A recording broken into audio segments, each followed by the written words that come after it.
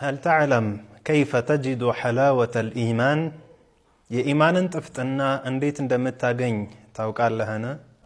እንደምናውቀው አላሁ ተባረከ ወተዓላ ከኒዕማዎች በሙሉ ከጸጋዎች በሙሉ ትልቁ ጸጋ ያደረገው እስልምናን ኢማንን ነው። ይህንን እስልምናን ይህንን ኢማንን ደግሞ ከጸጋነቱ በተጨማሪ ጥፍጥና አድርጎለታል። ያ ጥፍጥና እንዴት ነው ልናገኝ የምንችለው? ኢንሻአላሁ ተዓላ በዛሬው ደርሳችን የምናየው ይሆናል። ይህንን ጥፍጥና ደግሞ እንዴት እንደምናገኝ ነብዩም አለይሂ ሰላቱ ወሰላም ነግረውናል። በተከበረው ሐዲሳቸው ምን ብለዋል ነብዩ አለይሂ ሰላቱ ወሰላም? ثلاث من كن فيه وجد حلاوة الإيمان። ሶስት ነገራቶች አሉ ነብዩ አለይሂ ሰላቱ ወሰላም። من كن فيه እነዚህ ሶስት ባህሪያቶች በሱ ላይ ያሉት ሰው ወጀደ ሐላወተል ኢማን የኢማንን ጥፍጥና ያገኘ ይሆናል አሉ። እነዚህ ሶስት ነገራቶች ምንድናቸው? አሁን እናያቸዋለን። አንደኛው ነብዩ አለይሂ ሰላቱ ወሰላም ምን ብለውናል? አን የኩነ አላሁ ወረሱሉሁ አሐበ ኢለይህ ሚማ ሲዋሁማ።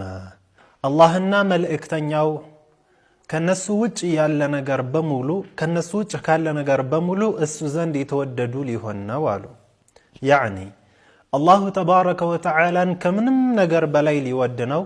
እንዲሁም ነቢዩን ዓለይሂ ሰላቱ ወሰላምንም መውደድ አለበት ማለት ነው።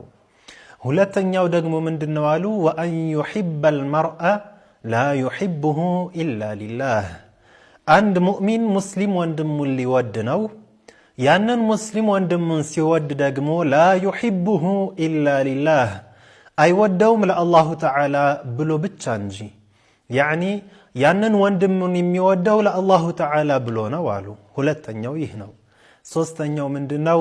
ወአን የክረሃ አን የቅዐ ፊል ኩፍሪ ከማ የክረሁ አን ዩቅዘፈ ፊናር። አንድ ሰው እሳት ውስጥ መግባትን እንደሚጠላው አድርጎ ኩፍር ላይ መውደቅንም ሊጠላ ነው አሉ።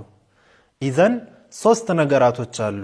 አንደኛው አላህና መልእክተኛውን ከሌሎች ነገራቶች የበለጠ ሊወድ ነው። ሁለተኛው ደግሞ አንድ ሙእሚንን ሊወድ ነው። ያ ሙእሚን ወንድሙን ደግሞ በሚወድበት ሰዓት ለአላሁ ተዓላ ብቻ ብሎ ሊወድ ነው። ሶስተኛ ደግሞ እሳት ውስጥ መጣለን እንደሚጠላው ሁሉ ኩፍርንም ልክ እንደዛው ሊጠላ ነው። እነዚህ ሶስት ነገራቶችን ያለው ሰው ወይም ደግሞ እነዚህ ሶስት ባህሪያቶች በሱ ላይ ያለ ሰው ነብዩ አለይሂ ሰላቱ ወሰላም ምን ብለዋል? ወጀደ ሐላወተል ኢማን የኢማንን ጥፍጥና ያገኘ ይሆናል አሉ ነብዩ አለይሂ ሰላቱ ወሰላም። ኢማም አልቡኻሪ በሶሒሐቸው ላይ ዘግበውልናል። አላሁ ተዓላንና መልእክተኛውን ከሌሎች አስበልጦ ሊወድ ነው ሲባል ምን ማለት ነው? ማዕናውን ዑለማዎች ምን ብለው ይጠቅሱልናል? معناه الإيمان يكون قويا إذا كان الشخص يحب الله ورسوله أكثر من كل شيء مالتنا. يعني عند سو الله تعالى نبينا عليه الصلاة والسلام ملئكتنيون مالتنا وكاليلوش نقراتوش بملو أسبلت يميودك هنا يهسو إيمانو قوي هنا اللتال تنكر هنا اللتال مالتنا. بتجماريم يحديث مياملاكتن من دنو عند مؤمن አንድ ሰው ኢማኑ ካሚል እንዲሆንለት ወይም ደግሞ ዊላያ ደረጃነት ወልይነት ደረጃ እንዲደርስ ከፈለገ የግዴታ አላህና መልእክተኛው ከሌሎች ነገራቶች የበለጠ እሱ ዘንድ የተወደዱ ሊሆኑ ግድ ይሆንበታል። ያዕኒ ምን ማለት ነው?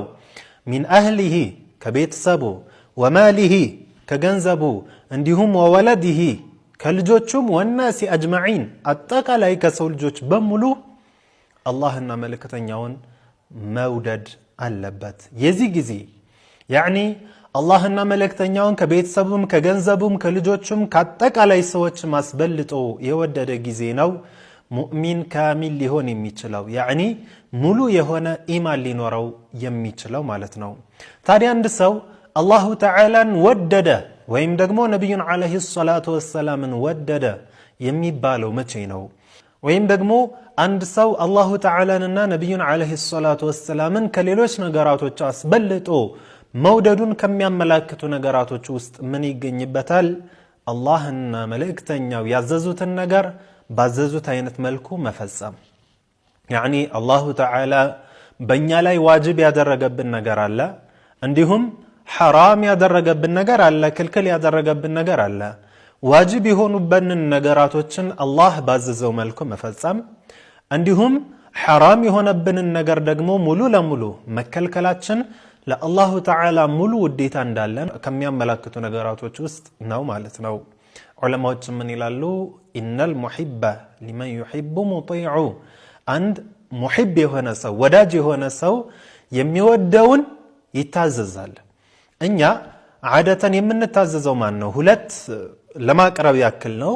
ሁለት የተለያዩ ሰዎች ቢኖሩ እኛ አንደኛውን በደንብ የምንወድ ቢሆን አንደኛው ደግሞ ውዴታችን ያነሰ ቢሆን ከሌላኛው፣ ሁለቱም ተመሳሳይ ስራ ቢያዙን ይበልጥ ለመስራት ቀልባችንም የሚገፋፋው ወይም ደግሞ ቀልባችን የሚወደው ደስ እያለው የሚሰራው የምንወደውን ነው። ስለዚህ የውዴታችን አንዱ ምልክት ያ የምንወደውን ሰው መታዘዝ ነው ማለት ነው።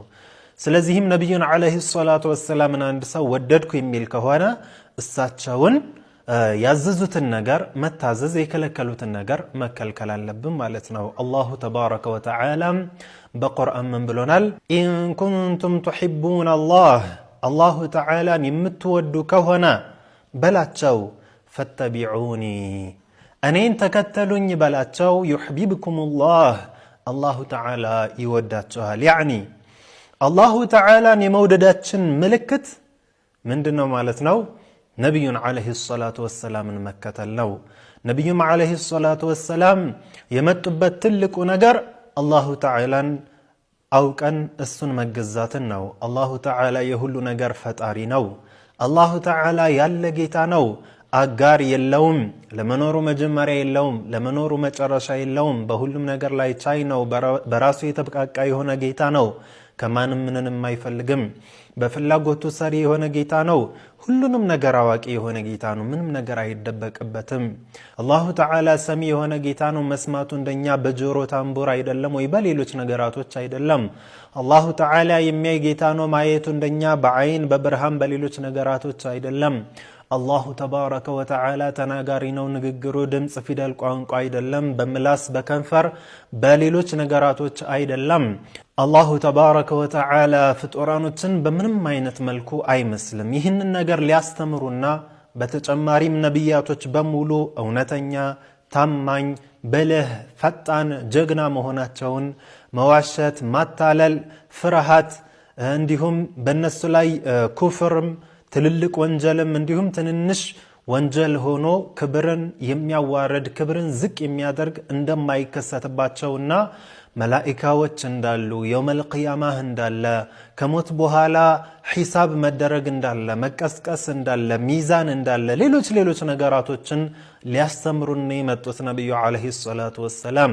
በተጨማሪም አላሁ ተዓላ በእኛ ላይ ሶላት ግዴታ እንዳደረገብን እንዲሁም ረመዳንን መጾም ግዴታ እንዳደረገብን ገንዘብም ካለን ዘካ ማውጣት እንዳለብን ሐጅም ማድረግ እንዳለብን ከነዚህ በተጨማሪ ደግሞ ወላጅን ማክበር፣ ዝምድናን መቀጠል ሌሎች ብዙ ነገራቶች በእኛ ላይ ግዴታ እንዳሉብን ሐራም የሆኑብን ነገራቶችም እንዳሉ ሊያስተምሩ ነው ነቢዩ ዓለይሂ ሰላቱ ወሰላም የመጡ።